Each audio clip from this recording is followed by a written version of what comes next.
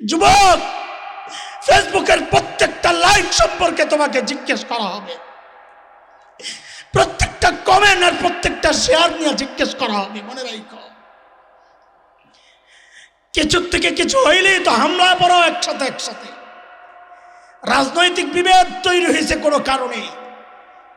এখন দুই পাশে ওলামারা আছে, কিছু জালেম পাওয়া যায়, ওই পাশের ওলামাদেরকে পারেন না কাফের বানায়া দেয়, ওই পাশওয়ালারা পারেন না তাদেরকে কাফের বানায়া দেয়। থামাও থামাও, তোমার এই নোংরামি থামাও। ওলামাদের বিরুদ্ধে কলম ধরা তোমার ভয় লাগে না? আল্লাহর গজবের ভয় কি তোমার নাই? তোমার পক্ষে গেল না বলে একটা পোস্ট দিয়ে দিবা? হ্যাঁ, নিজেকে সামলাও। প্রত্যেকটা খোঁচার হিসাব আল্লাহর আদালতে দেওয়া লাগবে। উপযুক্ত জবাব যদি না দেওয়া যায়, বাম হাতে আমল নামাটা ধরায় দিয়ে কি বলবেন আল্লাহ? ওয়ামতাজুল ইয়াওমা আইয়ুহাল মুজরিমুন, এই অপরাধী দুনিয়ায় আমার নেককার বান্দাদের সাথে ছিলি, আমি কিচ্ছু বলি নাই। আজকে আর একসাথে থাকার সুযোগ নাই, তুই আলাদা হয়ে যা। বলে আলাদা যাব কোথায়? চোখে তো দেখে না, হাসরের মাঠে তো অন্ধ। হাসরের মাঠে তো দেখে না, যাবে কোথায়? আল্লাহ তখন আযাবের ফেরেশতাদেরকে হুকুম করবেন, খুযুহু ফাগুল্লুহু সুম্মাল জাহিমা সাল্লুহু, এটারে ধর, বেরি পড়া, টেনে সাইনা জাহান্নামে ফলাইয়া দে। কি দিয়ে বেচাবে? সুম্মা ফি সিলসিলাতিন যারউহা ৭০ যিরাআন ফাসলুকু, ৭০ গজ লম্বা শেকল। পেঁচাবে কেমনে? দুনিয়ায় যেমনে পেঁচায় না। রাইসুল মুফাসসিরিন, সাহাবীদের মধ্যে সবচাইতে ভালো তাফসীর যে মানুষটা করতেন, হযরত ইবনে আব্বাস রাদিয়াল্লাহু আনহুমা বলেন, এই শেকল দিয়ে কেমনে পেঁচাবে জানো? শেকলের একটা মাথা নাকের ছিদ্র দিয়ে ঢুকাইয়া পায়খানার রাস্তা দিয়ে বের করে টাইনা পেঁচে। বিশাল কোনো বিস্তৃত জায়গায় না, গাদাগাদি কইরা ছোট্ট জায়গা, ওয়াইজা উলকু মিনহা মাকানান দায়ীকা, পেঁচাইয়া। বান্দা কি করবে তখন? সইতে না পাইরা দাও হুনালিকা সুবুরা, চিৎকার করে করে বলবে, আল্লাহ আর তো সহ্য হয় না, মৃত্যু দিয়া দাও, আল্লাহ মৃত্যু দিয়া দাও। আল্লাহর পক্ষ থেকে জবাব আসবে, লা তাদউল ইয়াওমা সুবুরান ওয়াহিদা আদউ সুবুরান কাসীরা। মৃত্যু একটা কেন চাও? বেশি বেশি চাও, কারণ মৃত্যু চাওয়ার মতো উপলক্ষ তো বারবার আসবে। যেন ওই আয়াতেরই তাফসীর। অনেকে তো মনে করেন জাহান্নামে ফালাইয়া দিছে, জয়লা শেষ হয়ে যাব। আল্লাহ বলেন না না, কুল্লামা নাদিজাত জুলুদুহুম বাদদালনাহুম জুলুদান গায়রাহা লিয়াযুকুল আযাব। এক চামড়া পুড়ে গেছে, আল্লাহ বলেন নতুন চামড়া লাগাই আমি আবার জ্বালাব। ভাইও, ওই কঠিন ভয়ঙ্কর পরিস্থিতির মুখোমুখি দাঁড়াতে না চাইলে আল্লাহ যে হুকুম করেছেন হুকুমটা মেনে নাও। ইত্তাকুল্লাহ, ইত্তাকুল্লাহ, আল্লাহরে ভয় করো, আল্লাহর ভয়ে গুনাহ ছাড়া দাও।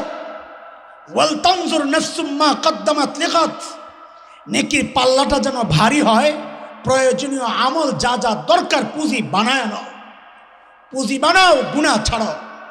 আমাদের শেখ আব্দুল গফফার হাফিজাহুল্লাহ, ঢালকানগরের শেখুল হাদিস, আরও বহু মাদ্রাসার আমাদের বড়দের একজন, হজরতের একটা দামি 1 লাইন 2 লাইনের কথা আছে, এটাকে আত্মস্থ করি, প্র্যাকটিস করি, ঘরে ঝুলাইয়া দেই।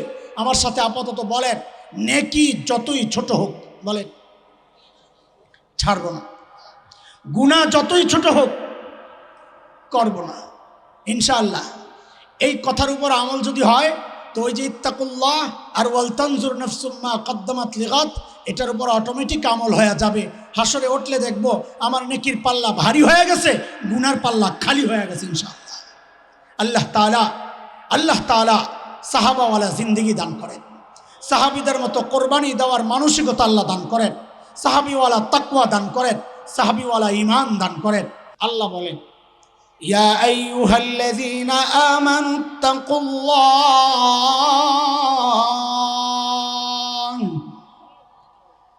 ওয়ালতানজুর নাফসুম মা কদ্দামাত লিগাদিন ওয়াত্তাকুল্লাহ।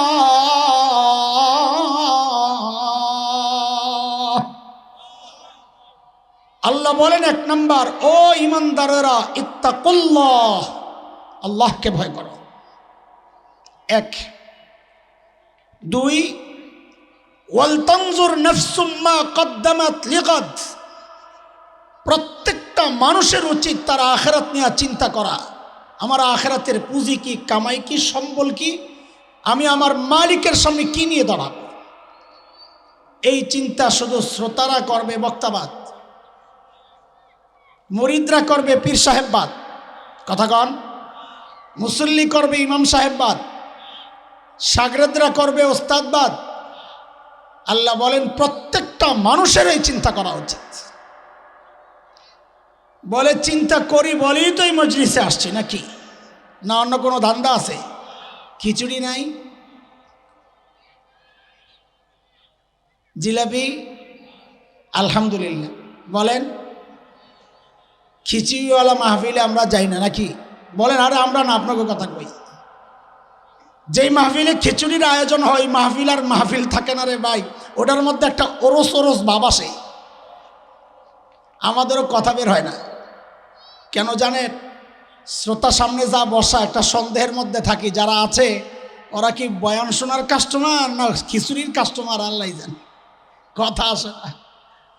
খিচুড়ি না থাকলে মোটামুটি নিশ্চিত থাকি যারা আছে আলহামদুলিল্লাহ, আল্লাহ শুকুর, বয়ান শোনার জন্যই বসছে, আখিরাতের চিন্তাই তো আসছে। কিন্তু ভাই, আমাদের আখিরাতের চিন্তাগুলো যেমন হওয়া দরকার, আখিরাতের পুঁজি যেই পরিমাণ আর যেই কোয়ালিটি হওয়ার দরকার, ঠিক তেমন হচ্ছে কিনা, না ঘাটতি আছে, ত্রুটি আছে, বিচ্যুতি আছে, কমতি আছে, বুঝবো কেমনে? সব ঠিকঠাক মতো চলছে না সমস্যা, বুঝবো কেমনে? বুঝার উপায় কি? শরীর ঠিক আছে কিনা পরীক্ষা করলে বোঝা যায়, মেশিনের পরীক্ষা হয়। আমার ঈমান, আমার আমল, আমার তাকওয়া এগুলো ঠিক আছে কিনা বুঝবো কেমনে? তো আল্লাহ তাআলা কুরআন আল কারীমের নানান জায়গায় আকারে ইঙ্গিতে সরাসরি এই কথাগুলো বলেছেন। তোমার ঈমান, আমল, তাকওয়া ঠিক আছে কিনা এটা বোঝার জন্য আমি একটা নমুনা দিলাম, নমুনা, মডেল।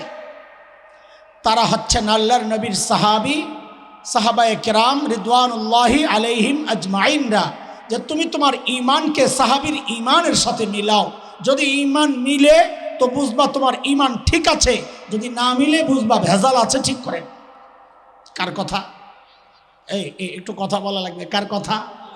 আল্লাহ বলেন, فَإِنْ آمَنُوا بِمِثْلِ مَا آمَنْتُمْ بِهِ فَقَدِ اهْتَدَوْا وَإِنْ تَوَلَّوْا فَإِنَّمَا هُمْ فِي شِقَاقٍ।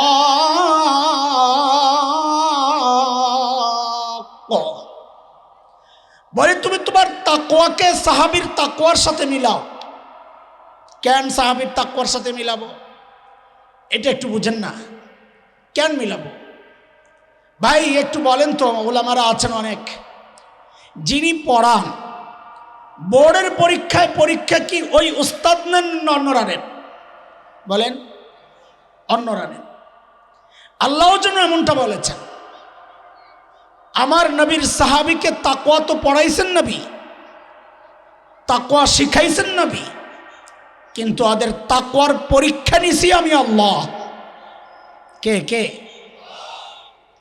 আরে আমার আপনার তাকওয়ার সাক্ষী তো আমাদের কাছের মানুষরাই দেয় না। বউ স্বীকার করে না জামাইয়ের তাকওয়া, ফলাফল দেখা যায় অধিকাংশ পিসাবের কাছে বউ মুরিদ হয় নাই। আচ্ছা, অন্য পিসাবকে হিসাব বাদ, খামাকা কোন পিসাব খেয়ে পা যায়? আমি পিসাবেরটা শোনেন, আমারটা আমার কাছে মুরিদ হয় নাই। হ্যাঁ গো কাছে দাম আছে বলে। এক বড় পিসাব, বাহিরে তো অনেক মুরিদ, ঘরে গেলে বউ খালি ঝাড়ি মারে। আরে কি একটা অবস্থা! এমন বহু বড় বুজুর্গ আছে। হয়তো থানভী রহমতুল্লাহ এর মতো ব্যক্তি, মোল্লা জীওয়ান, অনেক বড় আল্লামা, বউর কাছে যায়। একদিন বউ বকা দিছে, বাদশাহ আলমগীরের কাছে সৈন্য চাইছে। সৈন্য, বাদশাহ আলমগীর খুব মহব্বত করতেন, সৈন্য দিছে, অনেক সৈন্য দিছে। যে মোল্লাজি কি করবেন করেন যায়। ওই সৈন্য নিয়ে পুরা নিজের বাড়ি, পুরা বাড়ি ঘেরাও করছে। ভিতরে বউ, সারা বাড়ি ঘেরাও করে ভিতরে যায় বউরের সামনে কয় কি, হাম ভি দেখ লেঙ্গে, তুমি যে আমারে বকো আমিও দেখলাম। এই কথাটা বলার জন্য সৈন্য আইনা পুরা বাড়ি ঘেরাও করছে। হ্যার আবার কিছু হয় কিনা ওই ডরে। মোল্লা জীবন রহিমাহুল্লাহ। তো এক বুজুর্গ এরকম বহুত বড় আল্লাহওয়ালা, ঘরে গেলে ধমক। একদিন ঘরে গেছে, বউ তো এমন এক চিৎকার, আহারে আল্লাহ! পিসাব কয় এমন ভাবে চিৎকার দিলাম মনে হয় যেন জিন্দগিতে কিছু দেইটেই নেই। কাহা দিয়েছেন আর কি, কিন্তু আজকে একটা দৃশ্য দেখা আমার কলিজাটা জ্বলে গেছে। কি দেখছো? আজকে দেখছি আমাদের বাড়ির সামনে দিয়ে এক পিসাব উইরা উইরা যায়। আমারে খোদায় কোন পীর মিলাইল, ওটা তো ল্যাংরায় ল্যাংরায় আড়ে। তা পিসাব বলে কি, আহারে পড়া কপাল, এতদিন মনে করছিলাম দিলটা পড়ছে, এখন তো দেখি শক্তিও গেছে। বলে কেন? বলে ভালো করে খেয়াল করে দেখো নাই, ওই যে পিসাব যে উইরা গেছে ওটা আমি ছিলাম, আমি। বুঝো নাই? এখন বউ কি কয়, খায় রে খোদা, তাই তো কই ডানা একটা ভাঙ্গা কেন? বউ স্বীকার করবে না তুমি তাকওয়া ওয়ালা। তা আমাদের তাকওয়ার সাক্ষী তো আমাদের কাছের মানুষরা স্বীকার করে না। আর আল্লাহর নবীর সাহাবীরা যে মুত্তাকি ছিলেন, এটা কাছের মানুষরা তো বটেই, পরীক্ষা নেওয়ার মাধ্যমে আল্লাহ নিজে সাক্ষী দিয়েছেন ওরা মুত্তাকি। পরীক্ষা নিছেন কে? সূরাতুল হুজুরাত 3 নম্বর আয়াত, আল্লাহ বলেন, ইন্নাল্লাযীনা ইয়াগুযযুনা আসওয়াতাহুম ইনদা রাসূলিল্লাহ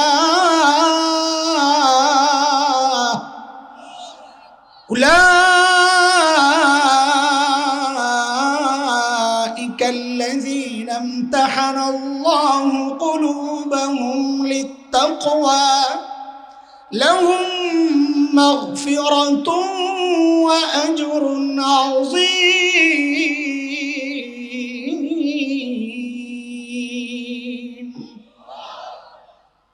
পরীক্ষা নিছেন, ফলাফল কি? ফলাফল বুঝেন, ফলাফল বুঝেন। ওই যে ওস্তাদজি ভালো বলতে পারবেন আমার চেয়ে। আমাদের কাছে যখন পরীক্ষার খাতা আসে না, অনেক সময় দেখা যায় কিছু খাতা লেখা অত সুন্দর না, বানান টানান ভুল টুলো হয়েছে, কিন্তু বিষয় যা চাওয়া হয়েছে এত চমৎকার লেখছে, দিল খুশি। নাম্বার কাটতে আর মন চায় না, বানান ভুল টুল যা হয়েছে নাম্বার কাটতে মন চায় না, বরং হাতে যেই এক্সট্রা নাম্বারগুলো থাকে সবটুকু দিয়া ওরে সর্বোচ্চ নাম্বার দেওয়া। আবার অনেক সময় উল্টা হয়, খাতাটা দেখলেই চোখ জুড়াইয়া যায়, যেন হাতে লেখা নাই, কম্পিউটারে টাইপ করা। কিন্তু একটা পৃষ্ঠা পড়ার পর আর আগাইতে মন চায় না, মেজাজটা খালি বিগড়াইতে থাকে। কেন? ওর কাছে যা চাওয়া হয়েছে ধারে কাছেও নাই। মানে লেখাটা সুন্দর করছে, পড়ালেখা করে নাই। কিছু কিছু দুষ্টতা এমনও আছে, নিচে দিয়ে লেখা দেয়, ওস্তাদজি পাস করাইয়া দিয়ে আপনার জন্য দোয়া করুন।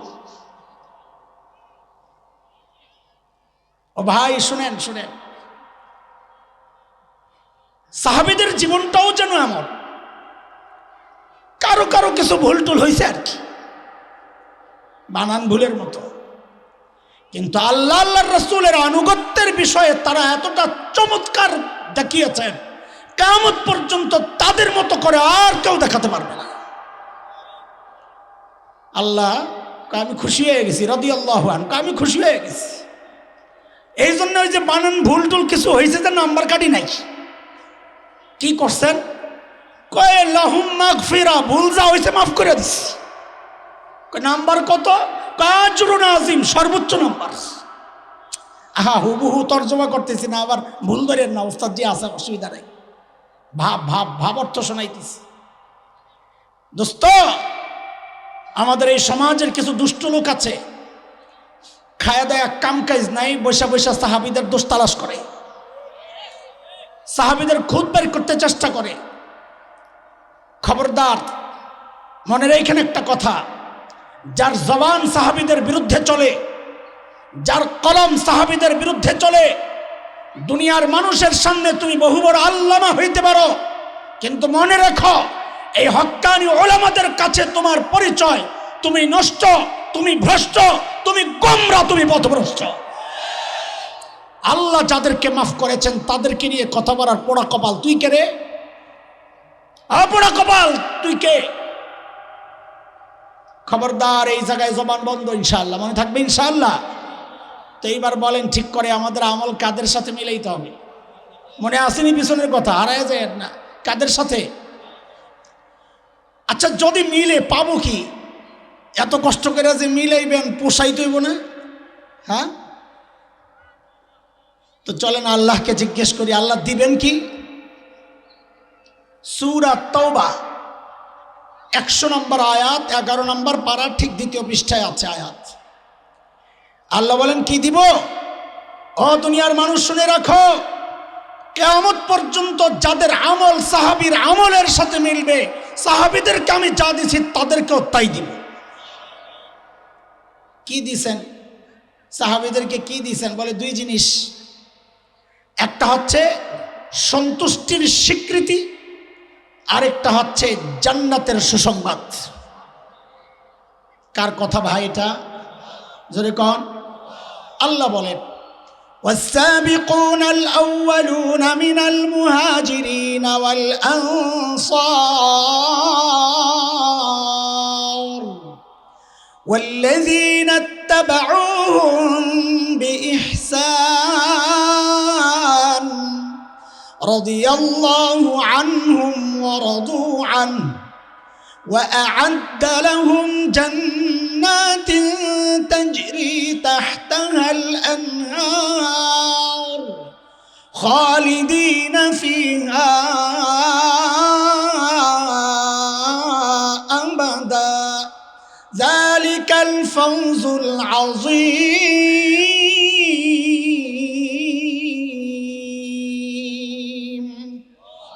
চিৎকার করে বলেন, আমাদের আমল কাদের সাথে মিলাইতে হবে? আরো জোরে। সব কথা এত সোজা? সাহাবীর সাথে আমল মিলে এলে জিন্দেগিতে মিলবে না, কোয়ালিটিতেও মিলবে না, সওয়াবেও মিলবে না। কেন মিলবে না? কোয়ালিটিতে কেন মিলবে না? বলে কেন মিলবে বলেন? আমাকে আপনাকে সেজদা শিখাইছেন আমাদের ওস্তাদ, আমাদের বাবা মা, আর সাহাবীকে সেজদা শিখাইছেন মুহাম্মদুর রাসূলুল্লাহ সাল্লাল্লাহু আলাইহি ওয়াসাল্লাম। মিলবে কোত্থেকে? আচ্ছা বুঝলাম কোয়ালিটিতে মিলবে না, সওয়াবে কেন মিলবে না? তো আল্লাহ তাআলা বলেন, ওমান ইয়াত্তাকিল্লাহ ইউকাফির আনহু সাইয়্যাতিহি ওয়া ইউযিম লাহু আজরা। যে তাকওয়া অর্জন করে, আল্লাহ বলেন আমি তার আমলের রেট বাড়াইয়া দিই, গুনাহও মাফ করি, আমলের রেট বাড়াইয়া দেই। আমার আপনার তাকওয়ার কোনো গ্যারান্টি নাই, সাহাবীর তাকওয়ার গ্যারান্টি আছে, দিছেন কে? যেহেতু সাহাবীর তাকওয়ার গ্যারান্টি আছে, বোঝা গেল সাহাবীর আমলের রেটও আমাদের চেয়ে বাড়া। কত বাড়া আমরা জানি না, এমন এক লেভেলে আছে যেই লেভেলে দুনিয়ার কেউ পৌঁছতে পারবে না। কোয়ালিটিতেও মিলবে না, সওয়াবেও মিলবে না। তো বলে এতক্ষণ কি বললেন, ফাও পেশাল পারলেন নাকি, কইলেন যে মিলাইতে, এইটা হইল আজকে বোঝার বিষয়। মিলবে না, এটা আগে মাথায় রাখেন। তো আমাদের দায়িত্ব কি? আমাদের দায়িত্ব হচ্ছে কাছাকাছি যাওয়ার চেষ্টা করা। আমাদের বড়দের কাছ থেকে শোনা, শোনো, দুনিয়ার জিন্দেগিতে সাহাবীর যত কাছাকাছি পৌঁছতে পারবা, হাসরেও সাহাবীর তত কাছাকাছি উঠতে পারবা। এখন হাসরে কতটা কাছে থাকতে চাও, দুনিয়ায় ততটা কাছে যাওয়ার চেষ্টা করো। আমি সাহাবীদের সাথে আমাদের মৌলিক দুইটা পার্থক্য একটু শোনাবো আজকে, মৌলিক দুইটা পার্থক্য। ইনশাআল্লাহ এটা বললেই আমার বয়ান শেষ হয়ে যাবে। ছোটবেলায় আমরা লেখাপড়া করছি, ওস্তাদ আছেন, খেলাধুলাও তো একটু করছি না, করি নাই? এই দোস্ত করছেন না? মিশা কথা বলবেন। করছে, হুজুরে তার কিছু জিজ্ঞেস করতে পারি না। কি লেখছে বেড়ারা আমার অত্যন্ত প্রিয়জন মাওলানা দিলওয়ার হোসেন মাইজি হাফিজাহুল্লাহ, কি লেখছেন? লেখছেন হইল আল্লামা শেখ হাসান জামিল। সুবহানাল্লাহ। এখন আল্লামা লাগাইলে আর মানা করি না হুজুর, কারণ এখন দেখি নাহমির পড়ছে হুজুরে, ওনার সাথেও আল্লামা লাগছে, তো বুঝছি আল্লামার সেই দাম আগে আসছিল ওটা নাই, এটা এখন জাল টাকার মতো হয়ে গেছে, এটা নোট বাতিল। কিন্তু মুফতি লাগাইলে আটকাই, কারণ আমি হেফতা পড়ি নাই, খামাখা বেড়ারা লেখে। কারণ কি, ও আপনি করে বুঝায় যে হুজুর দাওয়াত দিচ্ছে, অনেক বড় হুজুর, এ বড় নাম। দোস্ত যখন খেলছি তখন আমার নাম এত বড় ছিল না, তখন নাম ছিল, ডাকতো মানুষ হাসাইন না। কি ডাকতো? আরে হাসাইন না, হাসাইন নাই খেললে কি সমস্যা? কিন্তু লেখাপড়াও করছে আলহামদুলিল্লাহ। এখনকার বাচ্চারাও খেলাধুলা করে, লেখাপড়াও করে, না করে না? এ বলাবেন পড়ো না তোমরা এখন, খুব ভালো না। কিন্তু এখনকার বাচ্চাদের সাথে আমাদের কোনো মৌলিক পার্থক্য আছেনি? আছে, আছে। কি আছে? আমি একটা পার্থক্য শোনাই, চিন্তার। চিন্তার আমাদের চিন্তায় ছিল লেখাপড়া, ফাঁক পাইলে খেলা। তার মানে আমরা পড়তাম, ফাঁক পাইলে খেলতাম। আর এখনকার বাচ্চারা চায় সারাদিন খেলবে, ফাঁক পাইলে পড়বে। কথা ঠিক? কথা ঠিক নেই? আর যাদের বিষয় হেরা কইছে ঠিক, তাইলে হয়েছে ঠিক। আল্লাহ, ও ভাই খেয়াল করেন, সাহাবীদের সাথে আমাদের মৌলিক পার্থক্যের একটা পয়েন্ট এটা। সাহাবায়ে কেরাম আখিরাতের কাজ করতেন, কোনো সন্দেহ নাই। কিন্তু আমি জিজ্ঞেস করি, সাহাবীরা কি দুনিয়ার কোনো কাজ করেন নাই? ওট বকরি চড়ান নাই? খেজুর বাগানের পরিচর্যা করেন নাই? ব্যবসা বাণিজ্য করেন নাই? করেছেন। আখিরাতের কাজ তো অবশ্যই করেছেন। আমরাও দুনিয়ার কাজ করি, এই আখিরাতের কোনো কাজ বুঝি আমরা করি না? এই যে আসছি মাহফিলে, এটা আখিরাতের কাজ না? তা আমরাও তো আখিরাতের কাজ করি, দুনিয়ার কাজ করি। সাহাবীরাও দুনিয়ার কাজ করছেন, আখিরাতের কাজ করছেন। কোনো পার্থক্য আছে না নাই? আছে। কি পার্থক্য? এইটাই বুঝেন। ওই যে বাচ্চাদের মতো সাহাবায়ে কেরাম করতেন আখিরাতের কাজ, ফাঁকে ফাঁকে করতেন দুনিয়ার কাজ। আর আমরা করি দুনিয়ার কাজ, ফাঁকে ফাঁকে করি আখিরাতের কাজ। আরে ঠিক পরে কোন আসলটাই তো রয়ে গেছে, ওটা এখনো কই নাই।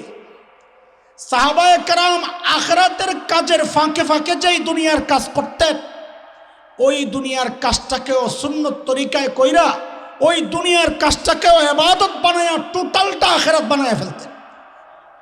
আর আমরা দুনিয়ার কাজের ফাঁকে ফাঁকে মাঝে মাঝে যে আখিরাতের কাজ করি, ওই আখিরাতের কাজের মধ্যে দুনিয়ার ধান্দা ঢুকাইয়া, লোক দেখানো রিয়া ঢুকাইয়া, বিদআত আর কুসংস্কার ঢুকাইয়া আমাদের ওই অল্প আখিরাতের কাজগুলোকেও আমরা বরবাদ করে ফেলি। কথা ঠিক? মিলে মিলে আল্লাহু আকবার। এটা হচ্ছে একটা মৌলিক পার্থক্য। দেখেন, পার্থক্যের মূল তো একটা আছে গোড়ায়। সাহাবীরা নবীকে ইমানের সাথে দেখছেন, আমি আপনি দেখি নাই, দেখার আর কোনো সুযোগও নাই। কাজী সাহাবীদের সাথে যত আমলই একজন মানুষ করুক, সাহাবীর মর্যাদায় পৌঁছতে কোনোদিন পারবে না। এটা তো একটা মৌলিক পার্থক্য আছেই। আরেকটা মৌলিক পার্থক্য শোনাইলেই আমার বয়ান শেষ হয়ে যাবে ইনশাআল্লাহ। এইটা একটু সবার শুনতে হবে, এইটাই আমার মূল উদ্দেশ্য। আল্লাহ বলেছেন শুরুতে আল্লাহকে ভয় করার জন্যে। তাকওয়া বলতে আপনি আমি কি বুঝি, সাহাবীরা কি বুঝছেন তাকওয়া বলতে? আমি আপনি তাকওয়া বলতে বুঝি গুনাহ ছেড়ে দেওয়া, বেশির থেকে বেশি এটাই। মুত্তাকি মানে যে গুনাহ করে না সে মুত্তাকি, এতটুকুই।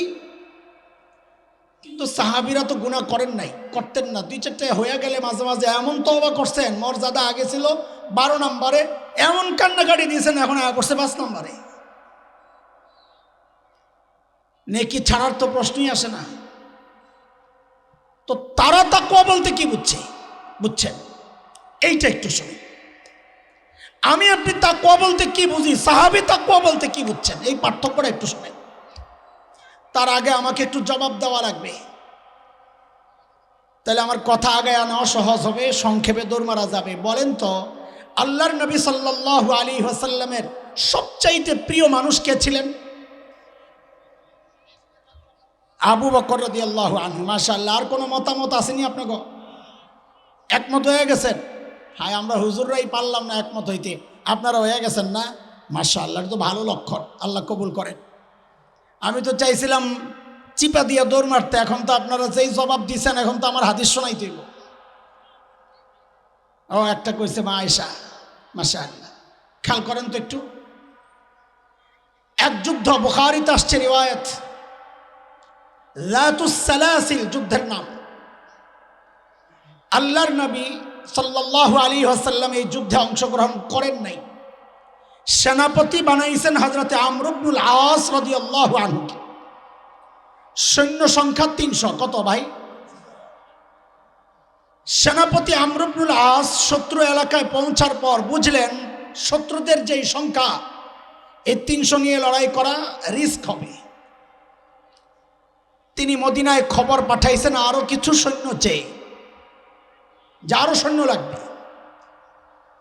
তখন নবীজি সাল্লাল্লাহু আলাইহি ওয়াসাল্লাম বড় বড় সাহাবীদেরকে নিয়ে ওই গ্রুপে হযরত আবু বকর ছিলেন, ওমর ছিলেন, বড়রা ছিলেন। আরেক সাহাবী আবু উবাইদাহ ইবনুল জাররাহ রাদিয়াল্লাহু আনহুর নেতৃত্বে নবীজি আরো ২০০ সৈন্য পাঠায়া দেন। এর টোটাল কত হয়েছে? ৫০০। এই ৫০০ টোটালের সেনাপতি হচ্ছেন সাহাবী আমর ইবনুল আস। ওনার অধীনে সৈন্য কারা? আবু বকর আছেন, ওমর আছেন, বড়রা আছেন। এখন সাহাবী আমর ইবনুল আসের দিলের মধ্যে একটা আশা খালি গুরগুর গুরগুর করে। কি সেটা? যে এত বড়রা থাকতে নবীজি আমাকে সেনাপতি বানাইলেন কেন? মনে হয় নবীজি গোপনে গোপনে আমাকে সবচেয়ে বেশি ভালোবাসেন। আশা আশা, মনের আশা বাস্তবতা দেখে ভিন্ন। বাস্তবতা আর মনের আশায় দুইটার সংঘর্ষ দূর করার জন্যে একদিন সাহস করে যায় জিজ্ঞেস করে বসছেন, ইয়া রাসূলুল্লাহ আইয়ুন নাস আহাব্বু ইলাইক। ওগো আল্লাহর হাবিব, আপনার কাছে সবচেয়ে প্রিয় কে? প্রশ্ন তো করছে, জবাবে আমার নাম বলবে, আশাই তো নাকি কথা কন। তা আশায় বৈশা রয়েছে, এখন তো আমার নামটা আসতেছে। নবীজি সাল্লাল্লাহু আলাইহি ওয়াসাল্লাম জবাব দিলেন, আমার কাছে সবচেয়ে প্রিয় আয়েশা। এবার ঠিক করে জবাব দেন, আল্লাহর নবীর সবচেয়ে প্রিয় কে? জোরে কন। ও ভাই শোনেন, আপনাকে সামনে কি মাইক আছে? তা আমার সামনে মাইক আছে, আমি আসতে বললে আপনারা শুনেন। আপনাকে সামনে তো মাইক নাই, তো আপনারা আসতে বললে আমি কেমনে শুনি? তো বলেন, আল্লাহর নবীর সবচেয়ে প্রিয় মানুষ কে ছিলেন? আহা, আরে নবীজির স্ত্রী, এই জন্য নবীজি বলেছেন আয়েশা। আপনার কি, আপনি কেন আয়েশা বলবেন? ঠিক করে বলেন। হ্যাঁ, আরে ভাই একটু সুন্দর করে বলেন না, আম্মা জান বলেন না। আরে বলেন না, আম্মা জান আয়েশা রাদিয়াল্লাহু আনহা। ওস্তাদ জি আছেন, আমি একটা সার্টিফিকেট নিয়ে নেব একটা ব্যাখ্যার, যদি মানা করে আর বলুন না জিন্দেগিতে। নবীর বিবিরা আমাদের মা। সূরা আহজাব আয়াত 6-21 নম্বর পারা, আন-নবী আউলা বিল মুমিনিনা মিন আনফুসিহিম ওয়া আজওয়াজুহু উম্মাহাতুহু। নবীর বিবিরা আমাদের মা। এই কথাটা কোথায় আছে? কোথায় আছে বলেন? কোথায় আছে? কোরআনে আছে। তার মানে কি আপনি বুঝছেন? আপনি যতবার আম্মা জান বলতেছেন ততবার কোরআনের উপর আমল হচ্ছে, তাইলে তো সওয়াবের আশা করা যায়। আপনি যতবার আম্মা জান বলবেন আমল নামায় সওয়াব লেখা হইতে পারে ইনশাআল্লাহ। কেন? আপনি কোরআনের উপর আমল করতেছেন। কথাটা কি বুঝাইতে পারছি? তো এবার ঠিক করে বলেন, আল্লাহর নবীর সবচাইতে প্রিয় কে? সাহাবীর তো মনটা ভেঙে গেছে না? ভাঙলে কি হয়েছে? আবার একটু নিজের ঠিক করে সামলাইছেন। কেন সামলাইছেন? মনে মনে চিন্তা করতেছেন, আরে এটা তো নারী ক্যাটাগরির, পুরুষ ক্যাটাগরি তো রয়ে গেছে। ঠিক এই প্রশ্নটাই করেছেন, ইয়া রাসূলুল্লাহ মিনার রিজাল, ছেলেদের মধ্যে সবচেয়ে প্রিয় কি? এইবার তো আমার নাম আর মিস হইব না। সাহাবী চিন্তা করতেছেন। নবীজি জবাবে বললেন, আবুহা, আয়েশার বাবা আবু বকর। খাইছেন একটা ধাক্কা, খাইয়া আবার সামলাইছেন নিজে নিজে, আরে আবু বকর তো এটা স্পেশাল, এই বেটার লগে কার তুলনা বাদ। পরের জায়গাটাও যদি পাওয়া যায় তো আবার জিজ্ঞেস করছেন সুম্মা মান, এরপরে কে? নবীজি বলেন ওমর। এখন কি অবস্থা কর, বেচারা সাহাবী, আল্লাহ আল্লাহ নবীর আশেক, মনটা ভেঙে গেছে। হাদিসে 3 জনের নাম আসছে। এরপরে নবীজি আরো কয়েকজনের কথা বলেছেন। হাদিসের শব্দ বুখারীর ওয়াদ্দা রিজালা, মানে এমনটা যেন সাহাবী জিজ্ঞেস করেন সুম্মা মান, নবী বলেন ওমর, সুম্মা মান, নবী বলেন ওমর, সুম্মা মান, নবী বলেন, সাহাবীর নাম আর আসে না। তো সাহাবী আমর ইবনুল আস, আল্লাহর বান্দা একটা কথা বলছেন, কথাটা ওনার জন্য কষ্টের, কিন্তু আমরা শুনলে হাসি আসে। কি বলেন জানেন? বলে ফাসাকাত্তু মাখাফাতা আন ইয়াজআলানি ফি আখিরিহিম, বাইরে আমি আর ডরে প্রশ্ন করি না, কেন এইভাবে যেভাবে চলতেছে অমুক অমুক, না জানি আমার নাম আবার সবার শেষে চলে যায় কিনা, তার চেয়ে বরং চুপ থাকি, মাঝামাঝি থাকার একটা সম্ভাবনা তো রইল। এইবার ঠিক করে জবাব দেন, আল্লাহর নবীর সবচাইতে প্রিয় কি? আবার জোরে কন। আম্মা জান আয়েশার দুনিয়ার মর্যাদা শোনালাম, আল্লাহর নবীর সবচাইতে প্রিয় আসমানের মর্যাদা। আল্লাহর কাছে আমার মায়ের কি দাম ছিল?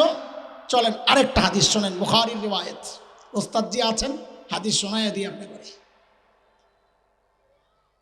এক যুদ্ধে নবীজি গেছেন, গুজওয়াতুল মুরাইসি, যার আরেক নাম বনুল মুস্তালিক। ওই যুদ্ধ থেকে ফেরত আসার সময় নবীজি রাতে এক জায়গায় তাঁবু গাড়ছেন, বিশ্রাম নেবেন।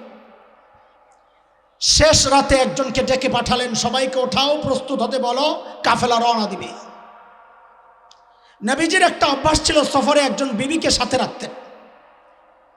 শুধু মক্কা বিজয়ের যেই সফর ছিল ওখানে 2 বিবি ছিলেন। বিদায় হজের যেই সফর ছিল সেখানে সমস্ত আম্মাজানরা ছিলেন। তো ওই যুদ্ধে নবীজির সফর সঙ্গী ছিলেন আম্মাজান আয়েশা রাদিয়াল্লাহু আনহা। আম্মাজান বলেন, আমিও গেলাম ওযু ইস্তেনজা সাইরা প্রস্তুত হওয়ার জন্য। দূরে যেতে হয়। অনেকক্ষণ পর আম্মাজান যখন আসলেন তাঁবুর কাছে, গলায় হাত দিয়ে দেখেন যে আম্মাজানের গলায় একটা হার ছিল, হারটা নাই। আম্মাজান আবার হার তালাশ করতে গেছেন। ভাইও শোনেন শোনেন, আমাদের মায়ের ব্যাপার, মা মা মা, আমার মা, নাম উচ্চারণের সময়, প্রসঙ্গ বলার সময় খেয়াল রাখা, সর্বোচ্চ ইজ্জত, সর্বোচ্চ মহব্বত, এই সব কিছু দিয়া যেন কথাগুলো বলা হয়। মা, আফসোস আমাদের অনেক ভাইদেরকে দেখা যায় আমাদের মায়েদের প্রসঙ্গ যখন আলোচনা করেন, আম্মাজান খাদিজার প্রসঙ্গ আলোচনা করতেছেন এমন ভাবে যেন তিনি আমাদের মা না, যিনি বলতেছেন তার আপনজন কেউ হইতে পারে, এমন ভাবে বলতেছেন। না না দোস্ত, আম্মাজানরা তো বটেই, আল্লাহর নবীর সমস্ত সাহাবীর প্রসঙ্গ বলার সময় সর্বোচ্চ সম্মান আর ভালোবাসার মিশেলে কথা বলতে হবে। এটা ঈমানের আলামত, এটা নবীর মুহাব্বতের লক্ষণ। সাহাবীদেরকে যারা তাচ্ছিল্যের সাথে পরিবেশনা করে, বুঝবেন তার দিলের মধ্যে সমস্যা আছে, আর দিলের চিকিৎসা দরকার। কথাটা এজন্য বলে নিলাম, কারো মাথায় একটু খটকা ঢুকতে পারে যে আম্মাজানের হারের প্রতি এতটা মায়া, গয়নার প্রতি এত টান, এইরকম ঝামেলার মধ্যে গেছেন হাত তালাশ করতে। কারো ভিতরে এই প্রশ্ন জাগলে জাগতেও পারে। প্রশ্ন যেন না জাগে, আমার মায়ের দিকে যেন কেউ অভিযোগের আঙ্গুল তুলতে না পারে, এই জন্য বিষয়টা শুনে নেন। আমাদের দেওবন্দ মাদ্রাসার ওস্তাদ, আমাদের তিরমিজি শরীফের ওস্তাদ, আমরা পড়েছি হযরতের কাছে, মুফতি সাঈদ আহমদ পালনপুরি রহিমাহুল্লাহ, হযরত বড় আজীব এক তথ্য দিয়েছেন যে আম্মাজান যে হার তালাশ করতে গেছেন, এটা আম্মাজান হারের মায়ায় যায় নাই, জান নাই। আম্মাজান এই হারটা মদিনার এক মহিলা থেকে হাওলাত নিয়েছিলেন। হাওলাত ওটা আম্মাজানের ছিল না, আরেকজনের ছিল। দায়বোধ থেকে আরেকজনের জিনিস ফেরত দিতে হবে, ওই চিন্তা থেকে আম্মাজান হারটা তালাশ করতে গেছেন, হারের মায়ায় যান নাই। আমার মা, কিন্তু বিষয় কি হইল জানেন, আম্মা জান হার তালাশ করে আয়সা আসমান থেকে পড়ছেন, দেখেন যে নবীজি কাফেলা গুটায়া রওনা দিয়া চলে গেছেন, শুনশান নীরবতা, অন্ধকার, কেউ নাই। ছোট্ট একটা প্রশ্ন রেখে যাই, আম্মাজান যে পালকির ভেতরে নাই কেউ জানলো না? তো বুখারী রিওয়ায়াতে আম্মাজান নিজেই বলতেছেন, পালকি যারা বহন করছেন, পালকি বুঝছেন তো, আমাদের দেশের পালকি না, যে কাঁধে করে চলে, ওটের পিঠে শক্ত করে কাঠ বিছায়, ওইটার উপর পালকির মতো একটা বক্স বসায় দেয়, ওই ভিতরে মেয়েরা, সম্ভ্রান্ত নারী যারা, এভাবে চলতেন। তো আম্মাজান বলেন, যারা আমার পালকিটা বহন করছে, আমি যেহেতু গরনে হালকা ছিলাম, হালকা পাতলা, ওনারা টের পান নাই আমি যে পালকির ভেতরে নাই। মানলাম এটা তো যৌক্তিক কথা, কিন্তু প্রশ্ন আপনাদের কাছে একটা করব আমি। সেই প্রশ্ন করার আগে আরেকটা জিনিস মাথায় ঢুকান, তাহলে উত্তর দিতে সহজ হবে। আমরা তো দায়িত্বহীন স্বামী, স্ত্রীর সব হক আমাদের আদায় করা হয় না। এই আমাদের মতো দায়িত্বহীন স্বামীরাও কেমন কেউ আছেন যে নিজের স্ত্রীকে একা এরকম খালি জায়গায়, নির্জনে, অন্ধকারে একা একা রেখে চলে যাবেন, এমন কেউ আছে? কথা কন। আপনার নায়ের ভাব তো ভালো নাও, হে এজাল আছে। এরকম বাড়ি আছে নাকি যে হুজুর আপরটা এক উসিলায় গেলে তো বাসি?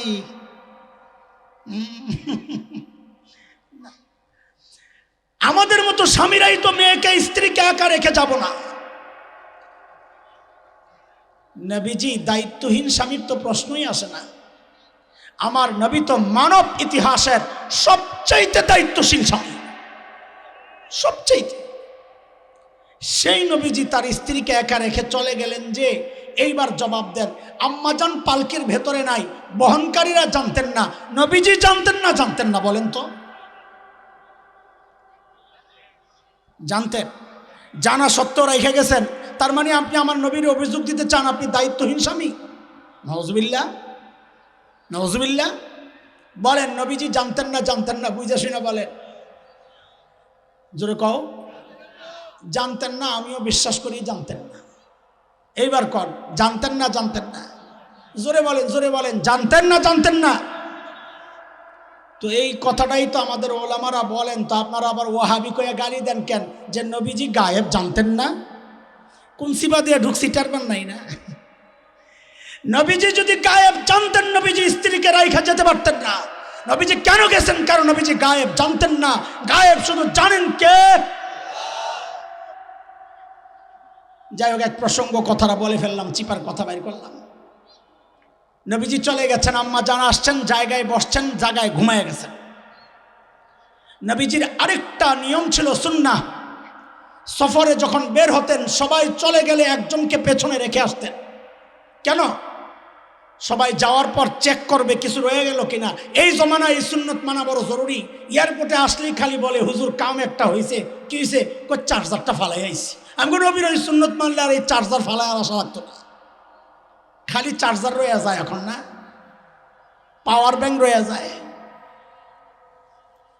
যেই সাহাবিকে নবীজি রেখে আসছেন, সাহাবি তালাশ করতে করতে আম্মা জানের সামনে চলে আসছেন। আম্মা জানকে দেখেই চিনি ফেলছেন, কিচ্ছু বলেন নাই। বুখারীর রিওয়ায়াতে আসছে, আম্মা জান নিজেই বলেন, সাহাবী শুধু এতটুকু বলেছেন, ইন্না লিল্লাহি ওয়া ইন্না ইলাইহি রাজিউন। কি বলছেন? নিজের বাহনটা আইনা বসাইছেন, আম্মা জানকে বাহনে উঠাইছেন, ধরে ধরে নবীজির পরবর্তী গন্তব্যে নিয়ে গেছেন। ওই দিক দিয়ে নবীজি যেখানে অবস্থান করছেন, আলো প্রকাশ পেয়েছে, সূর্য উঠেছে। এখন যায় খবর হয়েছে পালকির ভেতরে আম্মা জান নাই। নাই তো নাই, নাই নাই নাই, কোথাও নাই। দোস্ত, পরের কথাটা শোনার আগে কয়েকবার দিল থেকে বলেন নাউজুবিল্লাহ, আবার বলেন নাউজুবিল্লাহ, আবার বলেন নাউজুবিল্লাহ। কেন? আম্মা জান যখন নাই, মুনাফিকরা তখন খবর ছড়াইয়া দিছে, নাউজুবিল্লাহ, ওই যে পেছনে যেই সাহাবীকে নবীজি রেখে আসছেন, আম্মা জানের সাথে ওই সাহাবীর অবৈধ সম্পর্কের কারণে আম্মা জান ইচ্ছা করে পেছনে রয়ে গেছে। নাউজুবিল্লাহ। হায়, পুরা মদিনা গরব। কোন কোন দুর্বল মুসলমানও জড়ায় গেছেন। কবি হাসান ইবনে সাবিতের মতো ব্যক্তিত্ব জড়ায় গেছেন। হযরত আবু বকর রাদিয়াল্লাহু আনহুর অনুগ্রহ ভোগ করা সম্পর্কের ভাগিনা মিস্তাহ রাদিয়াল্লাহু আনহু জড়ায় গেছেন।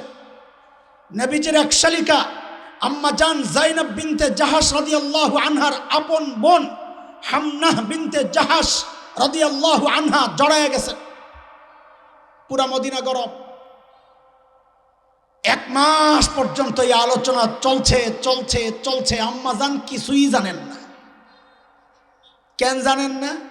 টাচ মোবাইল আসিল না, যে ফেসবুক চালাইতো না, যে কোন দিক দিয়ে খোসাটা গেছে টের পাও নাই না। 1 মাস পর আম্মা জান জেনেছেন। কিভাবে জেনেছেন? উম্মে মিস্তাহ এর মাধ্যমে। ওদিকে গেলে একটু দেরি হবে, আমি বাদ দিলাম, ওই অংশটুকু কাট করলাম। আম্মা জান জেনেছেন। জানার পর তো আম্মা জান আসমান থেকে বসছেন। আরে বলি কি, নবীজির কাছে আইসা বাবার বাড়ি যাবেন, ছুটি নিছেন, ছুটি গেছেন বাবার বাড়ি।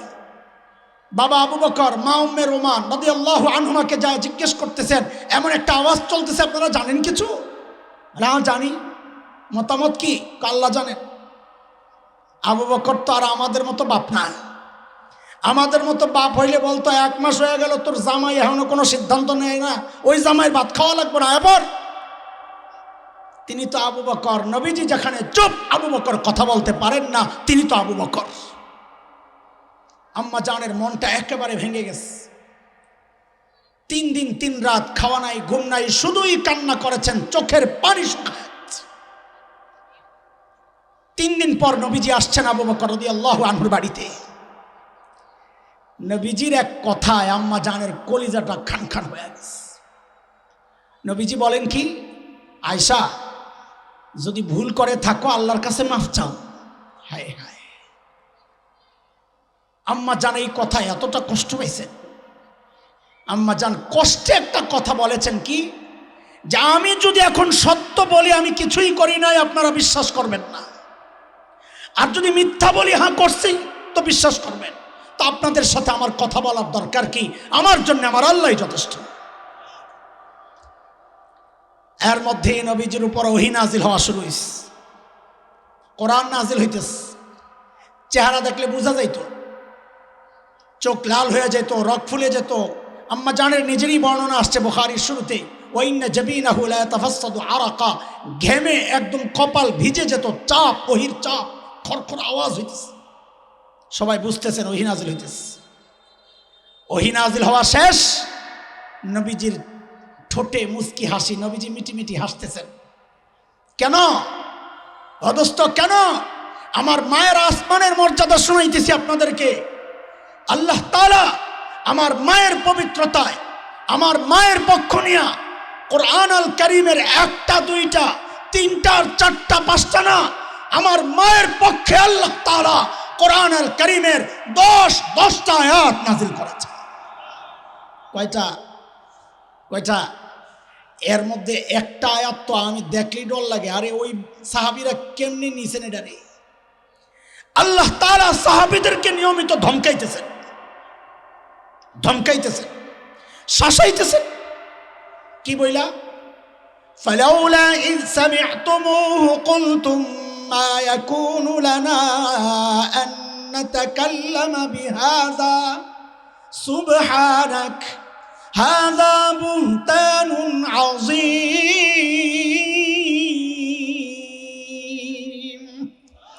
আয় তোমরা যখন এই কথাগুলো শুনলা, কেন বললা না এই বিষয়ে আমাদের কথা বলা উচিত না? কেন বললা না? কেন বললা না আল্লাহ পবিত্র, নবী পবিত্র, নবীর স্ত্রী পবিত্র? কেন বললা না? কেন বললা না হাযা বুহতানুন আযীম, এটা মারাত্মক অপবাদ? এই কথাগুলো কেন বললা না? আরে আল্লাহ শাসাইতেছেন কাদেরকে? যদি কন, কার পক্ষ নিয়া?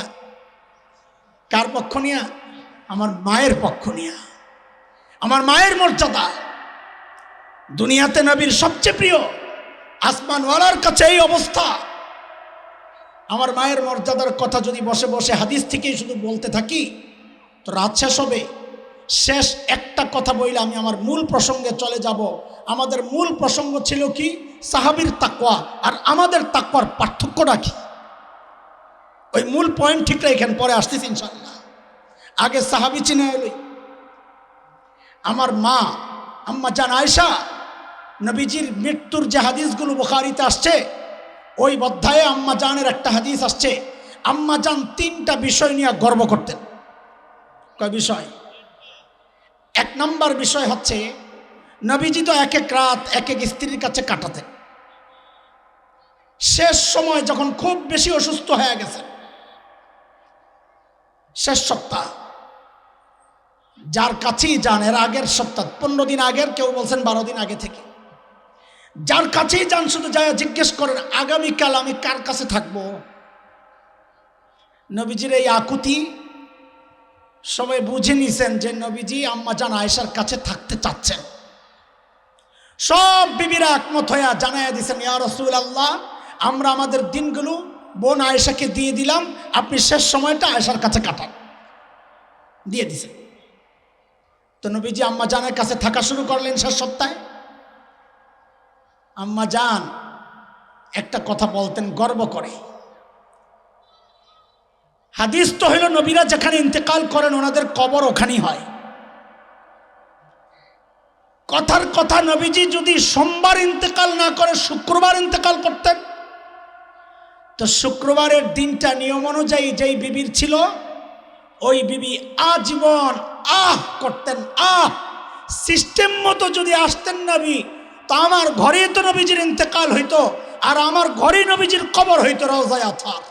আমার কপাল আয়েশা নিয়ে গেছে, আমার দিন আয়েশা নিয়ে গেছে, আজীবন এই চলতো। আম্মা জান বলেন আল্লাহর কি কুদরত, আল্লাহর নবী যেদিন দুনিয়া থেকে বিদায় নিয়েছেন ওই দিনটা ছিল আমার ভাগের দিন। ঘটনার চক্রে নবী ছিল না আমার ঘরে, দিনটাও ছিল আমার। কাউকে আর বলার সুযোগ আল্লাহ দেন নাই। এটা আম্মা জানের একটা গর্ব। 2 নম্বর গর্ব, নবীজি দুনিয়া থেকে যাওয়ার সময় সর্বশেষ নবীজির মুখের ভেতরে যেই জিনিস বাহির থেকে ঢুকছে, আম্মা জান বলেন সেটা ছিল আমার লালা, আমার লালা, আমি আয়েশার লালা। মিসওয়াক চাবায়া দিছেন যে নবীজি, ওই মিসওয়াক দিয়ে মিসওয়াক করছেন, তো মিসওয়াকে আম্মা জানের লালা লাগছে না?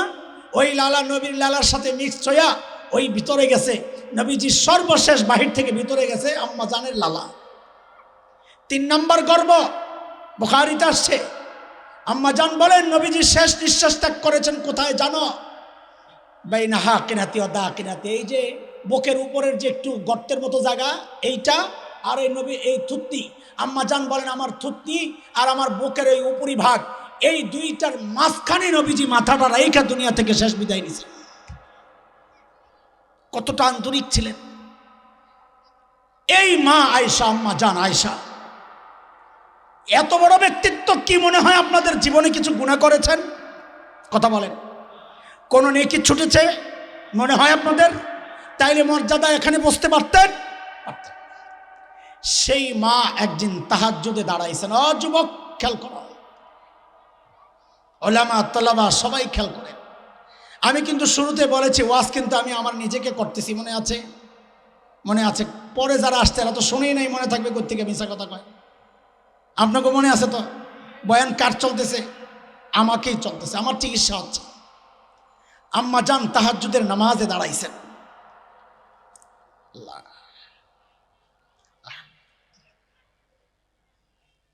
তাহাজ্জুদের নামাজে দাঁড়াইছেন, তিলাওয়াত করতে করতে একটা আয়াত চলে আসছে।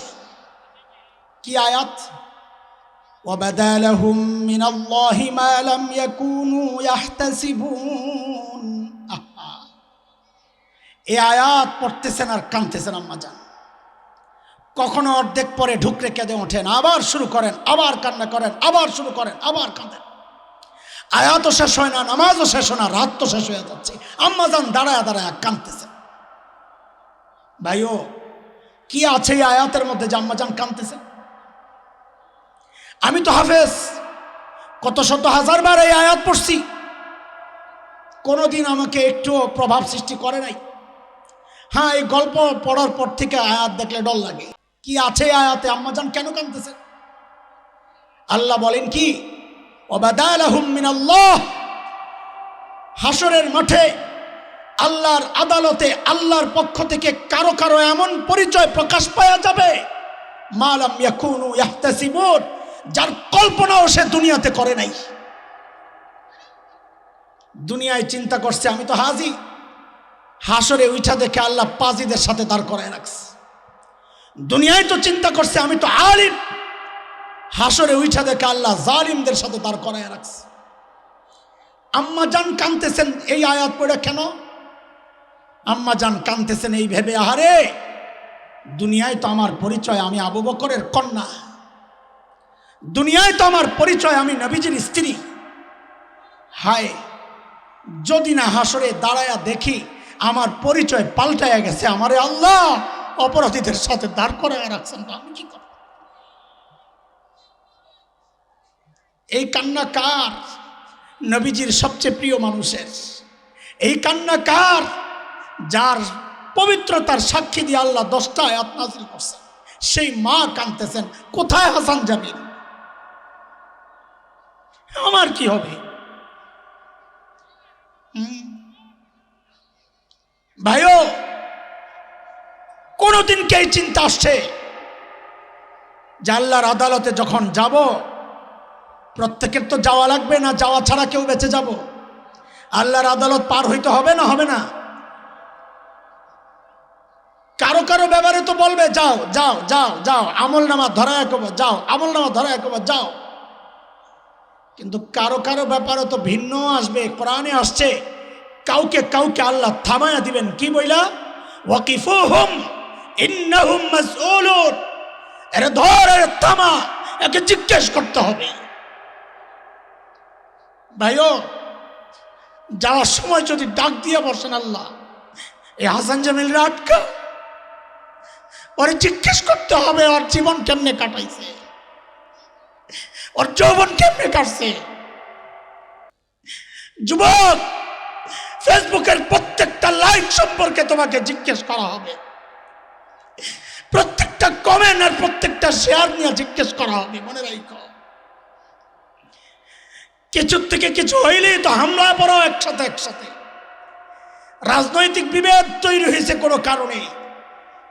এখন দুই পাশেই ওলামারা আছেন, কিছু জালেম পাওয়া যায়, ওই পাশের ওলামাদেরকে পারেন না কাফের বানায়া দেয়, ওই পাশওয়ালারা পারেন না তাদেরকে কাফের বানায়া দেয়। থামাও থামাও তোমার এই নোংরামি থামাও। ওলামাদের বিরুদ্ধে কলম ধরা তোমার ভয় লাগে না? আল্লাহর গজবের ভয় কি তোমার নাই? তোমার পক্ষে গেল না বলে একটা পোস্ট দিয়ে দিবা? হ্যাঁ, নিজেকে সামলাও। প্রত্যেকটা খোঁচার হিসাব আল্লাহর আদালতে দেওয়া লাগবে। উপযুক্ত জবাব যদি না দেওয়া যায়, বাম হাতে আমল নামাটা ধরায় দিয়ে কি বলবেন আল্লাহ? ওয়ামতাজুল ইয়াওমা আইয়ুহাল মুজরিমুন, এই অপরাধী দুনিয়ায় আমার নেককার বান্দাদের সাথে ছিলি, আমি কিচ্ছু বলি নাই। আজকে আর একসাথে থাকার সুযোগ নাই, তুই আলাদা হয়ে যা। বলে আলাদা যাব কোথায়? চোখে তো দেখে না, হাসরের মাঠে তো অন্ধ। হাসরের মাঠে তো দেখে না, যাবে কোথায়? আল্লাহ তখন আযাবের ফেরেশতাদেরকে হুকুম করবেন, খুযুহু ফাগুল্লুহু সুম্মাল জাহিমা সাল্লুহু, এটারে ধর, বেরি পড়া, টেনে সাইনা জাহান্নামে ফেলাইয়া দে। কি দিয়ে বেচাবে? সুম্মা ফি সিলসিলাতিন যারউহা ৭০ যিরাআন ফাসলুকু, ৭০ গজ লম্বা শেকল। পেঁচাবে কেমনে? দুনিয়ায় যেমনে পেঁচায় না।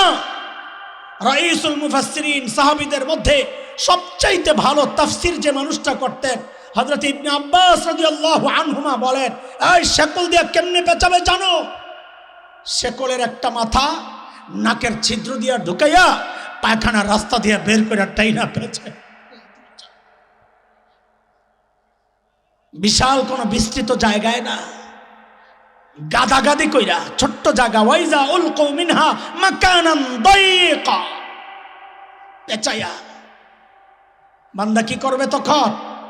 সইতে না পাইরা দাও হুনালিকা সুবুরা, চিৎকার করে করে বলবে, আল্লাহ আর তো সহ্য হয় না, মৃত্যু দিয়া দাও আল্লাহ, মৃত্যু দিয়া দাও। আল্লাহর পক্ষ থেকে জবাব আসবে, লা তাদউল ইয়াওমা সুবুরান ওয়াহিদা ওয়াদউ সুবুরান কাসীরা। মৃত্যু একটা কেন চাও, বেশি বেশি চাও, কারণ মৃত্যু চাওয়ার মতো উপলক্ষ তো বারবার আসবে। যেন ওই আয়াতেরই তাফসীর। অনেকে তো মনে করেন জাহান্নামে ফালাইয়া দিছে, জয়লা শেষ হয়ে যাব। আল্লাহ বলেন না না, কুল্লামা নাদিজাত জুলুদুহুম বাদদালনাহুম জুলুদান গায়রাহা লিয়াযুকুল আযাব। এক চামড়া পুড়ে গেছে, আল্লাহ বলেন নতুন চামড়া লাগাই আমি আবার জ্বালাবো। ভাইও, ওই কঠিন ভয়ঙ্কর পরিস্থিতির মুখোমুখি দাঁড়াতে না চাইলে আল্লাহ যে হুকুম করেছেন হুকুমটা মেনে নাও। ইত্তাকুল্লাহ, ইত্তাকুল্লাহ, আল্লাহরে ভয় করো, আল্লাহর ভয়ে গুনাহ ছাড়া দাও। ওয়াল তানজুর নাফসুম মা কদ্দামাত লিগাত, নেকির পাল্লাটা যেন ভারী হয়, প্রয়োজনীয় আমল যা যা দরকার পুঁজি বানায় নাও, পুঁজি বানাও, গুনাহ ছাড়ো। আমাদের শেখ আব্দুল গফফার হাফিজাহুল্লাহ, ঢালকানগরের শেখুল হাদিস, আরও বহু মাদ্রাসার আমাদের বড়দের একজন, হজরতের একটা দামি 1 লাইন 2 লাইনের কথা আছে, এটাকে আত্মস্থ করি, প্র্যাকটিস করি, ঘরে ঝুলাইয়া দেই। আমার সাথে আপাতত বলেন, নেকি যতই ছোট হোক, বলেন ছাড়ব না, গুনাহ যতই ছোট হোক করব না ইনশাআল্লাহ। এই কথার উপর আমল যদি হয় তো ওই যে ইত্তাকুল্লাহ আর ওয়াল তানজুর নাফসুম মা কদ্দামাত লিগাত, এটার উপর অটোমেটিক আমল হয়ে যাবে। হাসরে উঠলে দেখব আমার নেকির পাল্লা ভারী হয়ে গেছে, গুনার পাল্লা খালি হয়ে গেছে ইনশাআল্লাহ। আল্লাহ তাআলা সাহাবাওয়ালা জিন্দেগি দান করেন, সাহাবীদের মতো কোরবানি দেওয়ার মানসিকতা আল্লাহ দান করেন, সাহাবীওয়ালা তাকওয়া দান করেন, সাহাবীওয়ালা ঈমান দান করেন। আমার অত্যন্ত স্নেহের ছোট ভাইয়ের মতো, অনেকে মনে করে আমার ছোট ভাই মানে আপন, ছোট বলতে এক রক্তের, এক মায়ের পেটের, মুফতি দিলাওয়ার হোসেন মেইজি হাফিজাহুল্লাহ, তার ডাকে সাড়া দিয়ে আসা। আমার প্রোগ্রাম আজকে একটু এলোমেলো, এখানে আসতে আপনাদের যে রাস্তা, মাশাআল্লাহ, দোয়া দরুদ পড়তে পড়তে আসতে হয়, আল্লাহ বাঁচাও, আল্লাহ বাঁচাও, আটকাইয়া গেছি। তো তারপরেও আসা মহব্বতের দাবিতে আমার ভাইটা অনেক কষ্ট চেষ্টা তদবির করে এই মাদ্রাসাটা দাঁড় করাচ্ছেন। আমরা আপনাদের কাছে দোয়া চাই, সন্তান চাই, সহযোগিতা চাই। এই 3 জিনিস চাইয়া গেলাম। আমার ওস্তাদে মোহতারাম আছেন, হুজুর আপনাদের জন্য দোয়া করবেন, আমিও দোয়া করব ইনশাআল্লাহ। আমাদের আরও আলোচক আছে আজকে, অনেক বড় বড়, যেই হাই প্রোফাইল পোস্টার বানাইছে আমি ছাড়া, সব দেশ সেরা বক্তা, সব দেশ সেরা, সুবহানাল্লাহ। ওই বেড়ায় সবার কাছে যায়, মুরিদ হয়ে যায়, তো সবারে পাওয়া যায় সহজেই। আমার কাছে কয় আমার মুরিদ, আইয়ুব সাহেবের কাছে কয় আইয়ুব সাহেবের মুরিদ, তো সবাই মনে করে আমার মুরিদ, সবাই এনে দেয়, আরে হ্যাঁ তো সবার মুরিদ। আল্লাহ তাআলা আমার ভাইটারে কবুল করেন, আমিন। আমার ওস্তাদজিকে আল্লাহ লম্বা নেক হায়াত দেন, আমিন। আমিও দোয়া চাই আল্লাহ যেন আমাকে গুনাহমুক্ত জীবনযাপন এবং নেকি যতটুকু হইলে নেকির পাল্লা ভারী হবে, অন্তত অতটুকু নেকি নিয়ে আল্লাহর আদালতে দাঁড়াইতে পারি, আল্লাহ সে তৌফিক দান করেন, আমিন।